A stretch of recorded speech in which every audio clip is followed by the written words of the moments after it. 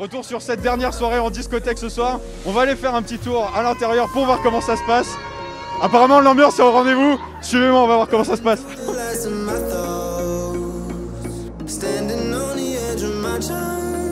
Bon, alors on est avec deux fêtards. C'est comment ton prénom toi?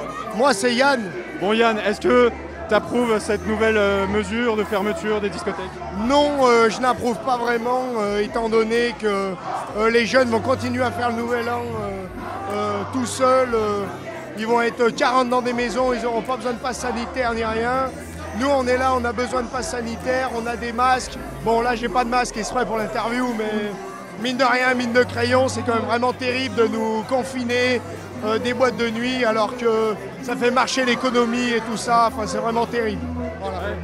Bon. Toi t'es une grande clubeuse? Oui. Tu vas en boîte à quelle fréquence par mois on va dire? Quand on peut s'amuser, on sort le plus souvent. Ouais là, le fait qu'on puisse plus rien faire, ça te fait quoi? On arrivera toujours à trouver une solution, mais faut c'est comme ça, on peut pas faire autrement. Ça va être quoi le plan là pour les semaines à venir pour faire un peu la fête? Faire la fête c'est chez nous, mais s'amuser toujours autant. C'est le début de la soirée, ça commence à se remplir. On va aller rendre visite au patron, Monsieur Jeunin, pour voir ce qu'il pense un peu de cette fermeture. Bonsoir Monsieur Jeunin. Alors on vient vous interroger sur cette fameuse fermeture. Quelle est l'ambiance ce soir pour cette dernière? Beaucoup de clientèle est venue pour faire la dernière soirée et profiter de leur dernière soirée. C'est un peu les montagnes russes, le monde de la nuit depuis le début de cette crise. C'est ouverture, fermeture, et on est un peu toujours dans l'explicatif. C'est-à-dire des fois on nous dit vous fermez pour un mois, et puis ça dure 15 mois, donc c'est un peu complexe. Est-ce que vous comprenez que vous soyez dans les premiers dans le viseur comme ça? Pas trop, qu'on soit les seuls, les mauvais élèves de la classe, on n'a pas très bien compris. Bon, qu'est-ce qui va se passer du coup pour les jours et semaines à venir pour vos équipes?